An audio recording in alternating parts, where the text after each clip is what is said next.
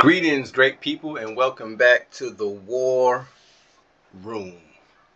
It is going down. Let's talk about it. Let's talk about it. Let's talk about it. Let's bring some clarity to what I see going on. Very interesting situation right now.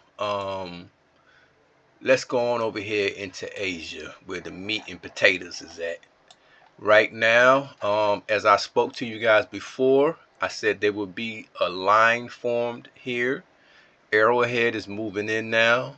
So I presume some of his troops is in this area, moving into this area here. Melbourne is probably reconsolidating and readjusting his troops in this area, as well as Darwin is more than likely bringing in reinforcements as well as fortifying some of their positions so that they can hold their ground in this very, very, very tumultuous battle between these two major coalitions. Of course, we had some early fighting going on, some early skirmishes, but now they've both teams, both Gillen, Darwin, and Melbourne have settled in a little more, and now we can take a little bit more of a closer look at what's going on. Remember what I told you guys, though. Darwin and Melbourne took a quick early lead and hit Gillen with some good shots. They hit them with some good shots early on. However, I also understood that Gillen is too close to his homeland, his original homeland, not one he created. So he has a lot of reinforcements coming. And that's going to be the major issue with Darwin and Melbourne in this area, is the massive reinforcements that that Gillen is bringing. Also, now that I'm looking at it, you have, where's Chicago? Now I do see Chicago. Shagai is here and he hasn't moved. So I don't know if he's AI. Let me see something here, Shagai. What you got going on, man? Nope, Shagai is here. He's just been quiet. So we don't know when he's going to kick into action. You got Gillen here with a large stack. You got another large stack here. And then also Gillen was able to bring in his Air Force. Along with, I see Bennett has brought his fighters in. And I also see where Western Cape is bringing in bombers. So it looks like finally Gillen is about to start getting some of the support that he's probably been needing.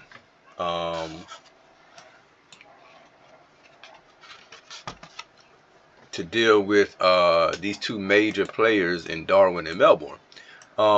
As you can see, these airplanes are still on their mission. They're still floating around looking and patrolling the area, looking for whoever they can. It must have just killed somebody over here. So you still got Melbourne, and I don't see Darwin's planes, so he's probably got his planes recuperating. But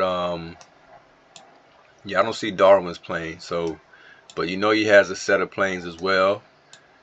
So this is pretty interesting. I also see Gillen, he's building up a lot more of these fighters. So I'm seeing that he is definitely doing that as well. And let me see, I thought I seen a group of fighters. Here they go. Oh yeah. So, oh no, that's Chicago. See, Chicago needs to go ahead and get these guys in action, because why not? If you got these guys sitting over here, I mean, that's a good opportunity to really help Gillen. So Shigao could be more active, in my opinion.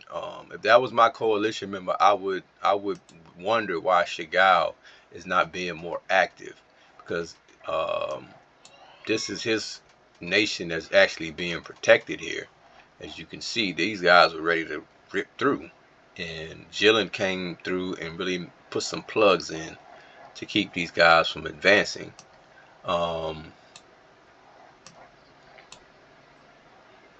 Still got Hamar, and so I could see a clash between Hamar and Arrowhead pretty soon at some point.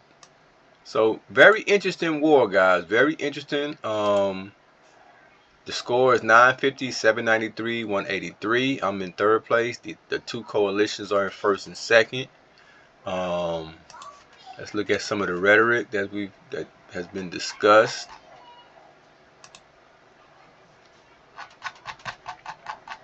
Always important to see what's going on and who's at war, who's had, now the Netherlands has made a very interesting post. This is what they said.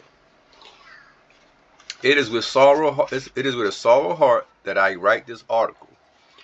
Being neighbors with such large nations and being left alone, I found that I was quite lucky, and I happily played the part of scavenger if it meant I could see the end of this game. In the beginning of the coalition, members sizing up our neighbors and trying to see who each other. After a while, he went on his own way. Boom, boom, boom. This being the case until today, and I trusted this would last to the end as the end is nearing. Apparently, he decided it would become earlier for me than I thought. This all makes some questions come to mind. What is the price of neutrality? And can you really trust your neighbors?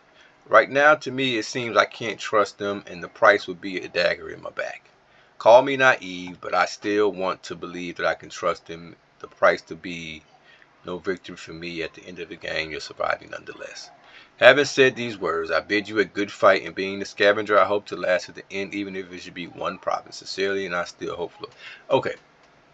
Basically, he's saying that he got. I'm gonna tell you what I think happened. He got too weak, and he became a liability. And I believe Jilin at that point made a decision to go ahead and attack. Jilin responds by saying, "We shall allow the Netherlands' remaining army in Europe to leave unbothered, and allow him to send them to one of his overseas territory. We apologize for not giving warning for the invasion, but past experience with North-Test rebellion proved it was too risky." Which I think is a legitimate explanation, and I think it's also shows some decorum. It shows some level of respect that he even responded to this. So now you have, we shall also allow the Netherlands to keep the province of Leeuwarden. He can station 20 troops there. I will understand that the Netherlands will hate me for the annexation of most of the land in Europe he owns, but the Jilin government would not invade overseas territories that he owns. I mean, that's about as fair as you can get. I mean, he could just wipe them out. Then you have Arrowhead, as I suspect, would say that's how the fascist regime works. They make promises and take over one by one. Hamar, Aquitaine, you are next on this list. That's a good point, though. I got to be honest and fair and level, and I got to balance it out. There is something there. Anytime you have to, make amends, as Jilin is doing, he's making amends for his actions. So that means he knows there's some guilt there. Then he said, we had a vote on the annexation. I was one that rejected the idea, but most of my coalition agreed. So I wouldn't really say that. Good comeback. Good comeback. Very good comeback. Arrowhead says more propaganda. I mean, me and the Netherlands were in the same coalition together in the past, so I felt kind of bad I'm allowing his forces to leave. At least out of respect, I'm not going for his overseas territory. We mainly just didn't want another Norte incident. Honestly, how do you convince that dude to join you when you never had plans on invading him until he betrayed us? Okay. Arrowhead, just stop talking, mate. Nobody believes this. Now this is Aquitaine backing up Jilin, which is pretty good because he needs that support to say, okay, the rest of the coalition backs up his actions. So he says, I don't believe a word you say from Jilin has been true to his word, and you have. You was the one who suggested to me that we team up late game. However, when it didn't suit you, you all three of your coalition members surprise attacked me before speaking to me when I was no threat towards you. I was the one who said we shouldn't trust Netherlands. He never replied to me when I reached out for peace. Plus, it looked like he had shared map on with you. How you turned Noche's head to turn on us in Grenada, it was too much of a risk. These have Darwin's theory of speech works here. Survival of the fittest. This game will show who is the fittest. Don't take it personal. It's just a game. Betrayal never works, and I don't like backstabbers. You can all surrender now and proclaim the victory to our alliance, and you will be spared or suffer a defeat, and money for the strength, treatment, and trauma after, I guess is what he's trying to say. Okay? Let me speak on all of that right there.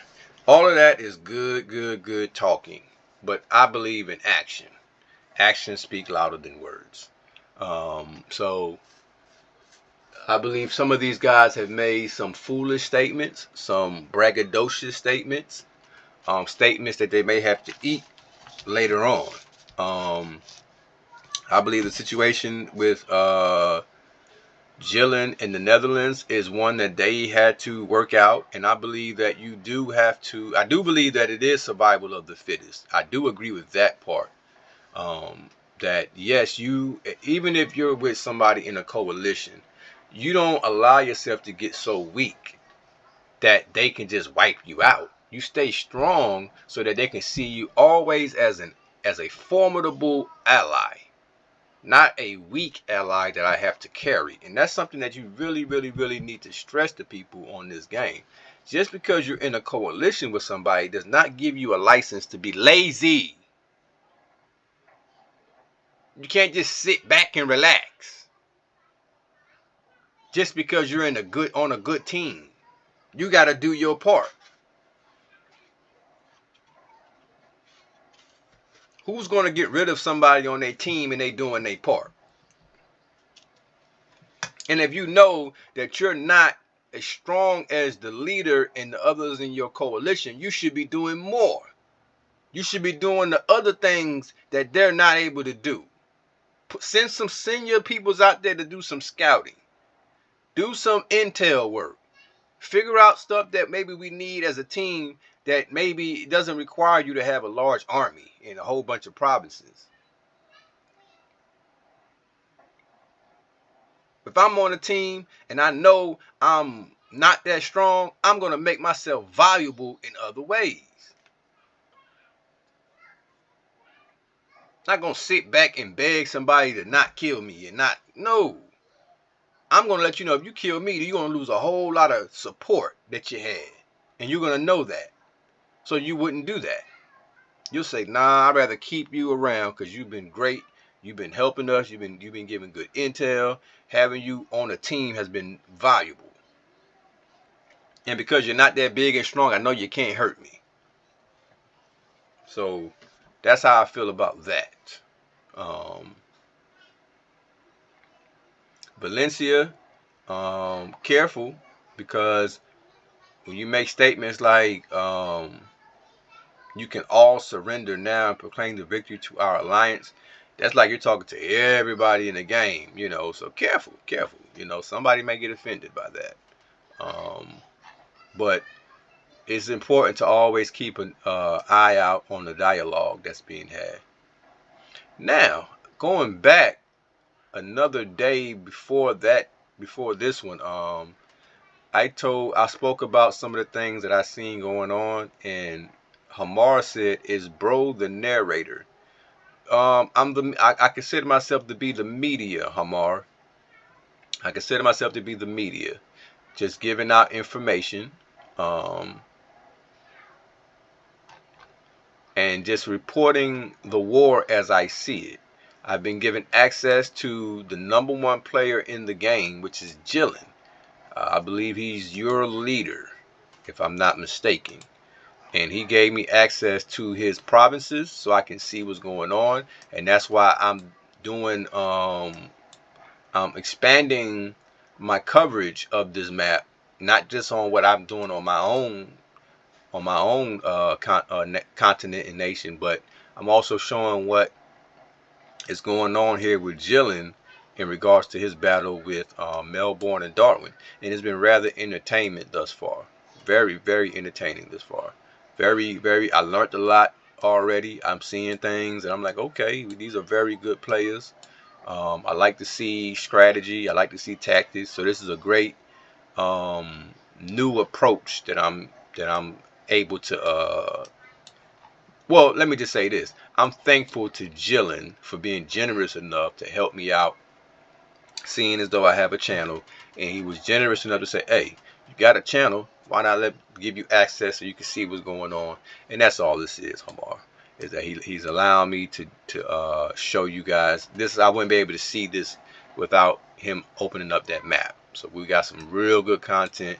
We understand the map a lot more now, and we understand what's going on, when in other situations we wouldn't be able to get access to that. So we got to give Jillian credit for that. So that's all that is. Just reporting what I see, discussing the different strategies that I see. I see that these guys are pretty experienced. I see where both of them have made some, adjustments to deal with this battle.